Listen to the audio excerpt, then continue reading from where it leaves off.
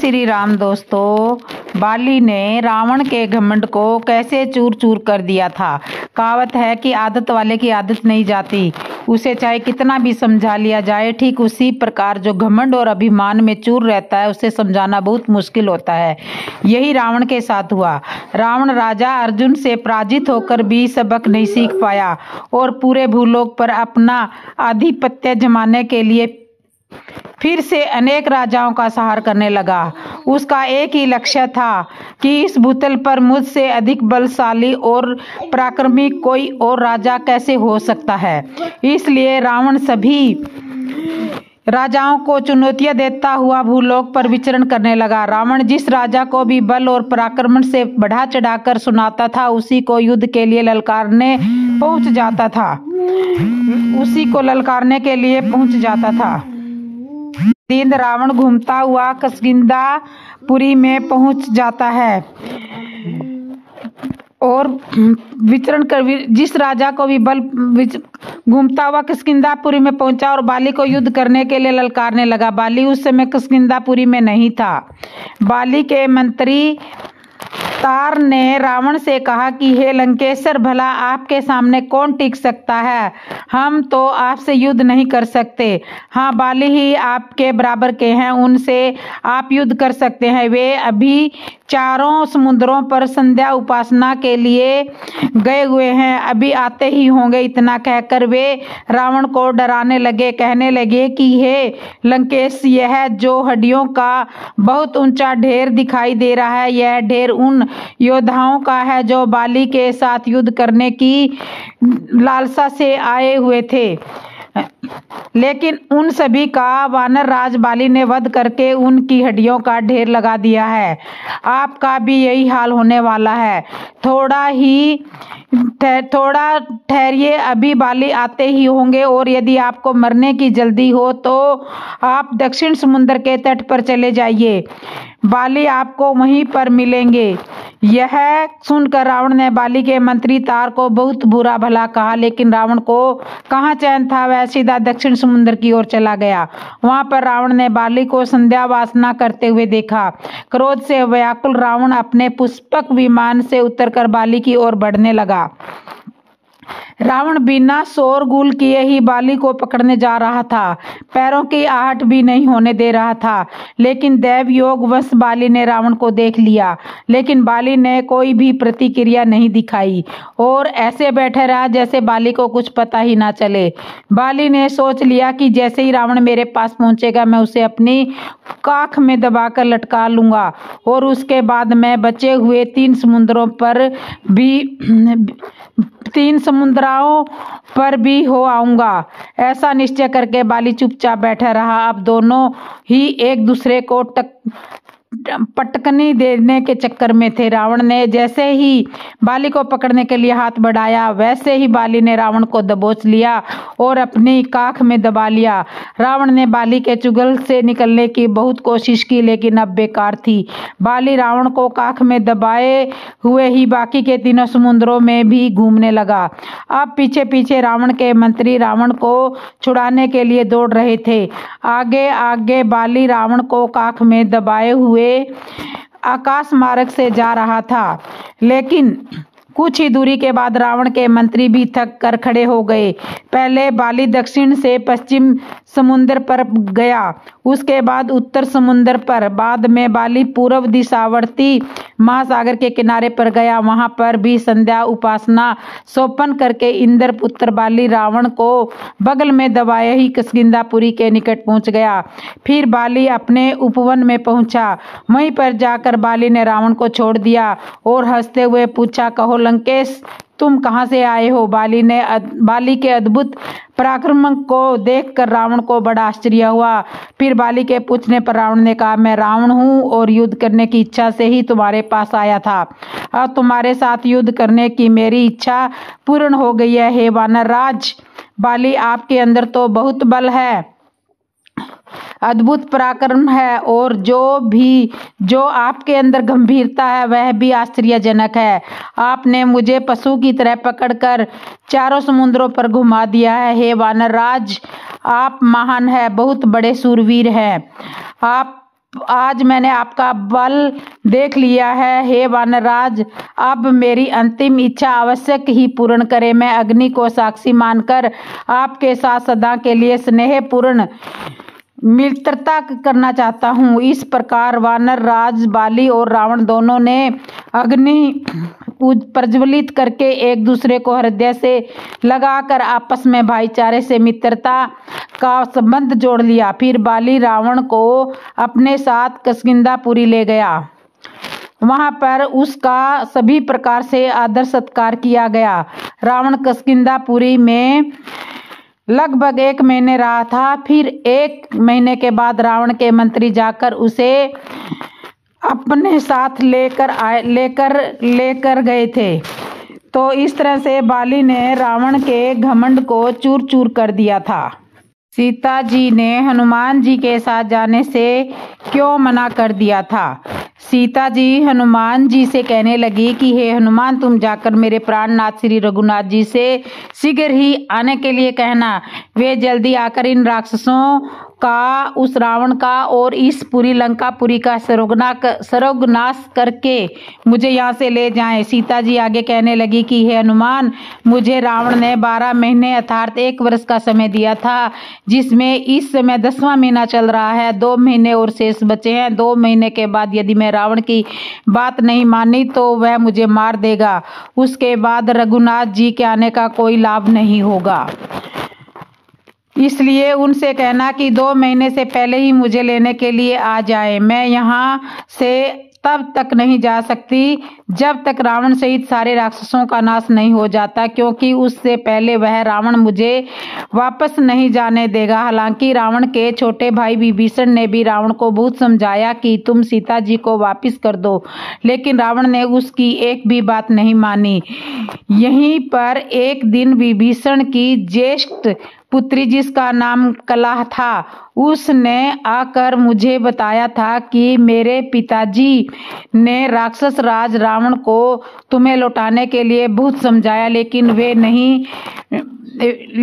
वह नहीं माना।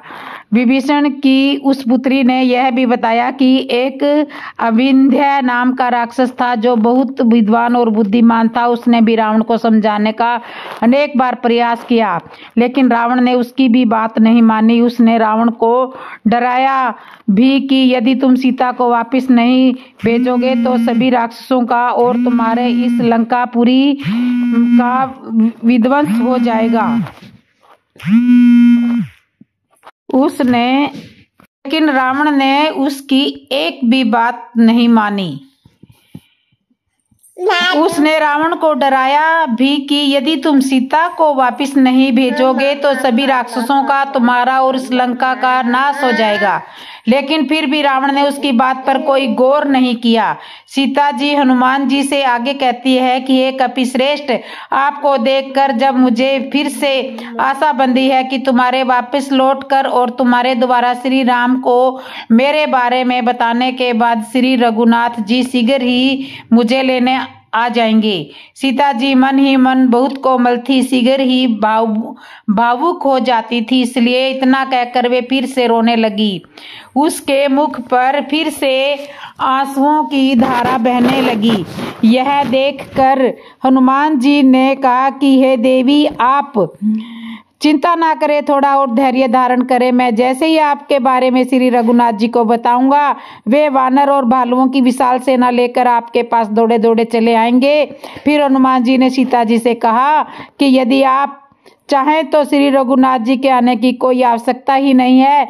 मैं अभी आपके इन सभी दुखों को नष्ट किए देता हूँ।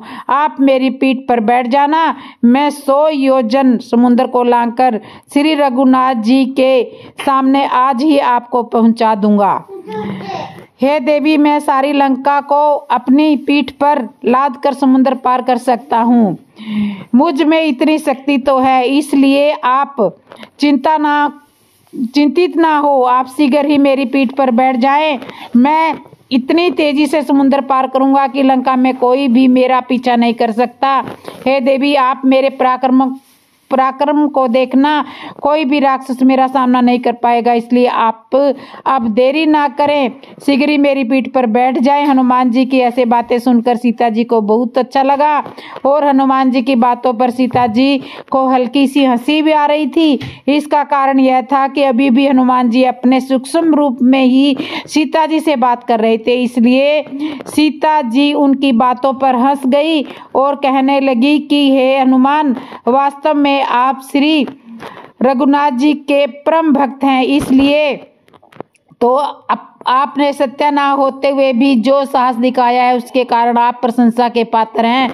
लेकिन हे हनुमान, कहना अलग बात है, किसी कार्य को करना अलग बात है। तुम्हारे साहस की मैं प्रशंसा करती हूँ, लेकिन तुम्हारा शरीर तो बहुत छोटा है, तुम मुझे अपनी पीठ पर कैसे बैठा सकते हो। सीता जी के शब्दों को सुनकर हनुमान जी को भी हंसी आ रही थी और मन ही मन सोच रहे थे कि देवी सीता अभी मेरे बल और पराक्रम को नहीं जानती नहीं है, और जाने भी कैसे, क्योंकि मैंने तो उनसे सूक्ष्म रूप में ही बात की है।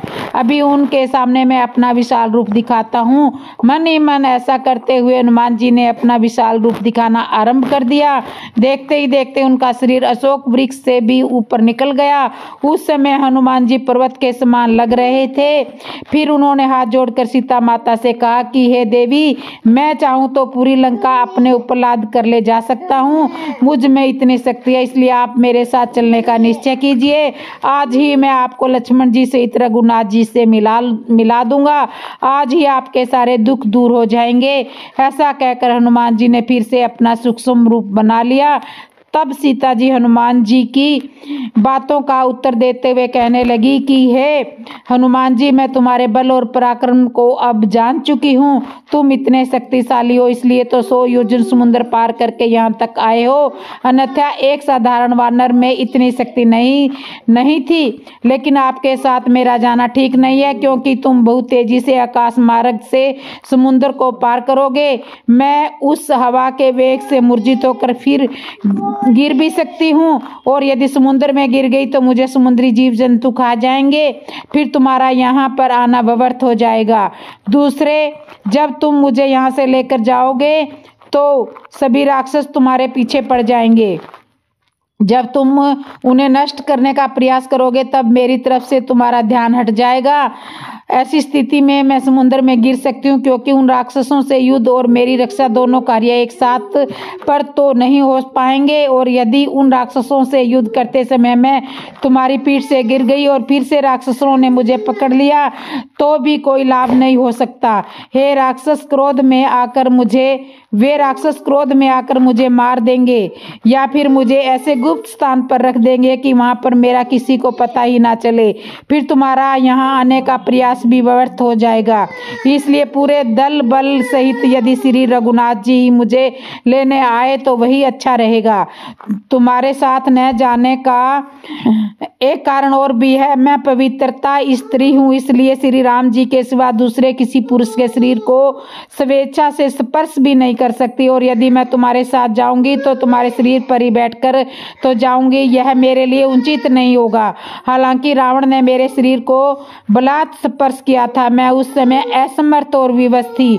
मेरा तुम्हारे साथ न जाने का एक और कारण है। यदि मैं तुम्हारे साथ चली गई तो श्री रघुनाथ जी की मर्यादा भंग हो जाएगी। लोग कहेंगे कि रघुनाथ जी में इतनी शक्ति नहीं थी कि वे अपनी पत्नी सीता को लंका से ला सके, इसलिए उन्होंने एक वानर सीता जी को वापिस लाने के लिए भेजा था। यह श्री राम जी की मर्यादा के विपरीत होगा। इसलिए हे हनुमान, तुम यहाँ से जाकर रघुनाथ जी को सारा वृत्तांत सुनाओ। ओ लक्ष्मण जी, वह वानर राज सुग्रीव और सारी सेना के साथ आने में शीघ्रता करो। इस तरह से सीता जी ने हनुमान के साथ जाने से मना कर दिया था। विभीषण ने रावण का दाह संस्कार करने से मना क्यों कर दिया था? श्री राम रावण का वध कर चुके थे। युद्ध क्षेत्र में रावण का शव पड़ा हुआ था। रावण की जितनी भी स्त्रियां थी सभी विलाप कर रही थी, उनकी आंखों से आंसुओं की धारा बह रही थी।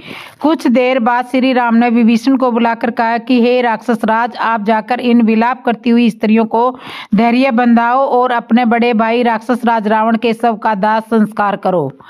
श्री राम की बात सुनकर विभीषण ने कुछ देर सोच विचार कर बड़े विनय भाव से श्री राम जी से कहा कि हे भगवान, मैं इस रावण का दाह संस्कार नहीं कर सकता, क्योंकि जिसने अधर्म का मार्ग चुना हो, जिसने सदाचार त्याग दिया हो, जो क्रूर हो, निर्दयी हो, असत्यवादी हो, पराई स्त्री में आसक्त रखने वाला हो, ऐसे व्यक्ति का दाह संस्कार करना मैं उचित नहीं समझता हूँ। इसलिए हे श्री राम, मैं इस रावण का दाह संस्कार नहीं करूँगा। इसने सबका अहित ही किया है। यह मेरा भाई नहीं था, बल्कि भाई के रूप में मेरा शत्रु था। हालांकि मेरा बड़ा भाई होने के कारण मेरा पूज्य था और मैंने पूजा भी था, लेकिन अब यह मुझसे सत्कार पाने योग्य नहीं है। हे श्री राम, मेरी इन बातों को सुनकर, मेरे इस निर्णय को सुनकर यह संसार मुझे क्रूर कह सकता है, लेकिन जब यह संसार रावण के दुर्गुणों को सुनेगा तब मेरे इस निर्णय को उचित ही बताएगा। विभीषण की ऐसी बात सुनकर श्री राम उनसे बोले कि हे राक्षस राज, मैं तुम्हारा ही भला करना चाहता हूँ, क्योंकि तुम्हारे कारण ही मुझे यह विजय श्री प्राप्त हुई है। अतः हे विभीषण, तुम्हारा बड़ा भाई रावण भले ही कितना भी अधर्मी और असत्यवादी रहा हो, लेकिन एक बात तो सत्य है कि रावण के समान तेजस्वी व बलवान तथा सूरवीर अभी तक इस संसार में कोई नहीं था। साधारण मनुष्य तो बहुत दूर की बात है, युद्ध में बड़े बड़े देवता भी तुम्हारे बड़े भाई को परास्त नहीं कर पाते थे। तीनों लोकों में रावण के समान बल और पराक्रम में कोई मुकाबला करने वाला नहीं था। तुम्हारे द्वारा कही हुई बातें रावण के जीवित रहने तक तो सच थी, लेकिन अब उसका अंत हो चुका है। अब तुम्हारा उद्देश्य पूर्ण हो चुका है, अतः अब यह तुम्हारा बड़ा भाई ही है, और जैसा तुम्हारा बड़ा भाई है, तुम मेरे प्रिय मित्र हो, इसलिए रावण मेरा भी बड़ा भाई हुआ। इसलिए लंकापति रावण का दाह संस्कार पूरे राज के सम्मान के साथ ही होना चाहिए, और धर्म के अनुसार भी तुम्हारे द्वारा रावण का दाह संस्कार होना चाहिए, क्योंकि वह तुम्हारा भाई होने के कारण इस योग्य है। इसलिए अपने उन विचारों को त्याग कर अपने भाई का दाह संस्कार करो, इससे तुम्हारे यश की प्राप्ति होगी। श्री राम के द्वारा कही हुई ऐसी बात सुनकर विभीषण अपने भाई के प्रति उदार हो गया और शीघ्रता पूर्वक उसने रावण के दाह संस्कार की तैयारियां की। फिर विभीषण ने पूरे राज के सम्मान के साथ अपने भाई रावण का दाह संस्कार किया।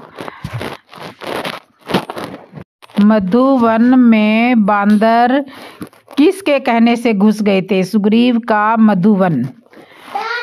सीता जी का पता लगाकर जब हनुमान जी लंका से वापस आ गए, तब सभी वानर सीता जी का पता चलने के कारण उत्साह से भर गए।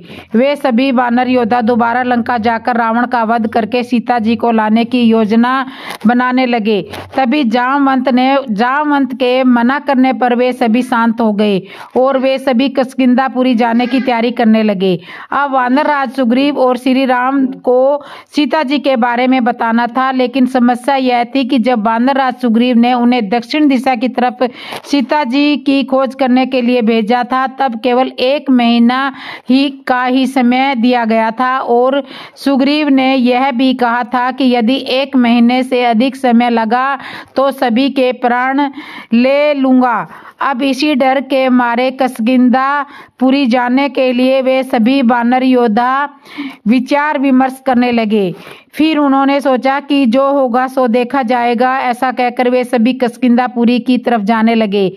जैसे ही उन्होंने किष्किंधापुरी की सीमा में प्रवेश किया, तभी उनको मार्ग में बहुत सुंदर वन दिखाई दिया।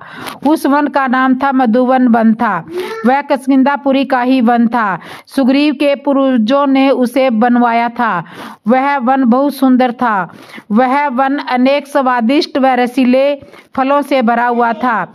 उस वन में मधु अर्थात शहद के अनेक छत्ते लगे हुए थे, इसलिए उसे मधुवन कहा जाता था। उस मधुवन में वानर राज सुग्रीव के अलावा किसी और को जाने की आज्ञा नहीं थी, क्योंकि उस समय सुग्रीव ही किष्किंधापुरी के राजा थे। उस वन की सुरक्षा का दायित्व वानर राज सुग्रीव के मामा दधिमुखी के अधिकार में था। अब तो वे सभी वानर योद्धा सीता जी के मिलने की खुशी में अंगद से कहने लगे कि हे युवराज, यदि आप हमें आज्ञा दे तो सीता जी के मिलने की खुशी में हम इस मधुवन में मन भर करके रसीले फल खाना चाहते हैं और ढेर सारा मधु पीना चाहते हैं। सीता जी की खोज का कार्य सफल होने के कारण अंगद भी बहुत प्रसन्न थे, इसलिए उन्होंने सभी वानर योद्धाओं को मधुवन में जाकर पेट भरकर मधु पीने की आज्ञा दे दी। वे सभी वानर युवराज अंगद की आज्ञा पाकर मधुवन में घुस गए और वृक्षों के ऊपर चढ़ गए। वे उन वृक्षों के स्वादिष्ट व रसीले फलों को खाने लगे। उस वन में घूम घूम कर वे सभी वानर खूब मौज मस्ती करने लगे, एक दूसरे के साथ हंसी ठिठोली करने लगे। कोई वानर पेड़ों की डालियों से कूद जाता तो कोई वृक्षों की सबसे ऊपर वाली डाली पर पहुंच जाता। अर्थात वे सभी वानर तमाम प्रकार की क्रीड़ाएं करने लगे। वे मधु के छत्ते तोड़ तोड़ कर खाने लगते हैं। जब पेट भर जाता है तब उन छत्तों को इधर उधर फेंकने लगते हैं, कभी एक दूसरे पर ही फेंकने लगते हैं। पूरे मधुवन को तहस नहस कर दिया। हनुमान जी ने उन बंदरों को और ज्यादा उत्साहित कर दिया। कहा कि जितना मधु पीना हो उतना पियो, कोई चिंता की बात नहीं है, और कोई भी तुम्हें रोकने आए तब मुझे बता देना, मैं देखता हूँ तुम्हें कौन रोकता है। तभी युवराज अंगद ने कहा कि अभी हनुमान जी जैसा कहे वैसा ही करो। आखिर ये सीता जी का पता लगा कर आए हैं, अभी कोई ऐसी बात भी करे तो अनुचित हो अभी कोई ऐसी बात भी करे जो अनुचित हो उसे भी हमें मानना पड़ेगा, क्योंकि वे हमारा बहुत बड़ा कार्य सिद्ध करके आए हैं। तभी उस मधुवन के राक्षसों ने देखा कि वे इतने वानर राज सुग्रीव के वन में घुस कैसे आए हैं और पेड़ों को हानि भी पहुंचा रहे हैं, तो उन्होंने वानरों को रोकना चाहा, लेकिन वानर किसी की बात नहीं सुन रहे थे, मधु के नशे में चूर थे। जब वन के राक्षस उन वानरों को मधुवन से बाहर निकालने की बलपूर्वक कोशिश करे तो वे सभी वानर उन्हें पीट पीट कर भगा देते थे। उस वन के सभी रक्षक जब पीट पीट कर भगा दिए गए तो वे सीधे अपने स्वामी दधिमुखी के पास पहुंचे, जो सुग्रीव के मामा थे, और उन्हीं के संरक्षण में वह मधुवन था। उन राक्षसों ने कहा कि हनुमान जी के बढ़ावा देने से सभी वानर मधुवन में उत्पात मचा रहे हैं, फलों को तोड़ तोड़ कर खाते हैं। जब पेट भर जाता है तो सभी फलों को तोड़ तोड़ कर एक दूसरे पर फेंकते हैं, मधु के छत्तों से पेट भरकर शहद पीते हैं और फिर उन छत्तों के टुकड़े करके एक दूसरे पर निशाना लगाकर मारते हैं। हमने जब उन्हें रोकने की कोशिश की तो उन्होंने हमें भी पीट पीट कर मधुबन से बाहर भगा दिया। अब आप ही चलकर उन्हें मधुबन से बाहर निकाल सकते हैं, हमारे तो बस की बात नहीं है। उन वन रक्षकों की बात सुनकर सुग्रीव के मामा दधिमुखी मधुवन में पहुंचे। दधिमुखी ने वहां पर जाकर उन सभी वानरों को मधुवन से भगाने की बहुत कोशिश की, लेकिन वानर उनकी कहां सुनने वाले थे, वे तो मधु के नशे में चूर थे। दधिमुखी ने जब अंगद से आग्रह किया कि वे सभी वानरों को मधुवन से बाहर जाने की आज्ञा दे तो अंगद आदि उनसे हंसी ठिठोली करने लगे और उन वृंद दधिमुखी को भी परेशान करने लगे, लेकिन कोई भी वानर उस मधुबन से बाहर नहीं निकला। जब दधिमुखी भी उन वानरों के उत्पातों से परेशान हो गए तो उन्होंने वानर राज सुग्रीव के पास जाने का निर्णय किया, क्योंकि अंगद और हनुमान जैसे वीर योद्धा उनकी बात ही नहीं सुन रहे थे। तब दधिमुखी अपने सेवकों के साथ सीधे सुग्रीव के पास पहुंचे और वहां पर पहुंचकर मधुबन में जो हो रहा था वह सब कुछ विस्तार पूर्वक वानर राज सुग्रीव को बताया। उसके बाद फिर उन्होंने मधुबन से बांदरों को निकाला। सीता जी ने हनुमान जी को चित्रकूट पर घटित एक कौवे की कथा सुनाई। जब हनुमान जी ने सीता जी को अपने साथ चलने का प्रस्ताव दिया तब उन्होंने अनेक कारण गिनाकर मना कर दिया था।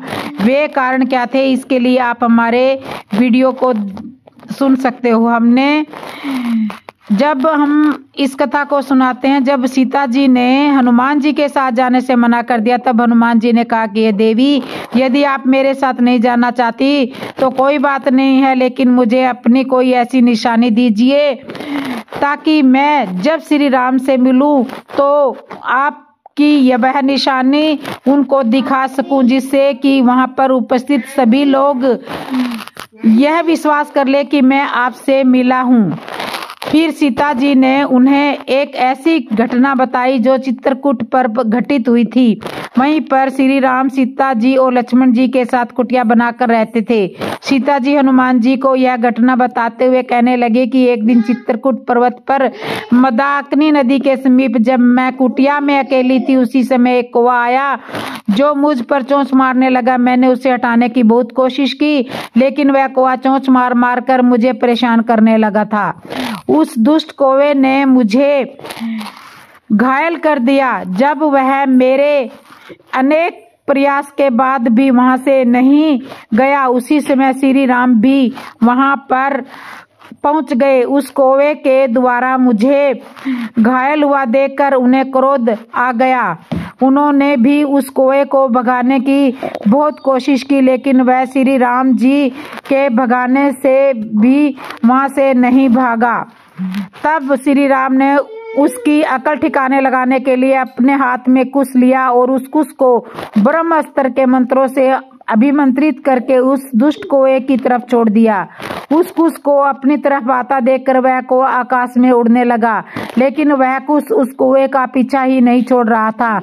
अब तो वह कौवा अपने प्राण बचाता हुआ इधर उधर चारों दिशाओं में भयभीत होकर घूमने लगा, लेकिन ब्रह्मास्त्र के मंत्रों से अभिमंत्रित कुश उसका पीछा करने से पीछे ही नहीं हट रहा था। वह कौवा कोई और नहीं था बल्कि इंद्र का पुत्र जयंत था। वह तीनों लोकों में गया, लेकिन किसी ने भी उसकी सहायता नहीं की। उसके बाद अंत में वह श्री राम के चरणों में ही आकर गिरा और अपने प्राणों की भीख मांगने लगा। तब श्री राम ने उस पर प्रसन्न होकर उस कौवे से कहा कि जो ब्रह्मास्त्र मैंने छोड़ा वह व्यर्थ तो नहीं जाएगा, इसलिए तुम्हारे प्राण तो बच जाएंगे, लेकिन तुम्हें अपने शरीर के आगे किसी अंग को त्यागना पड़ेगा। अब तुम विचार करके मुझे बताओ कि तुम अपने शरीर के किस अंग को भंग हुआ देखना चाहते हो। उस कौवे ने सोच विचार करके श्री राम जी से कहा कि हे प्रभु, आप मेरी एक आंख नष्ट कर दीजिए।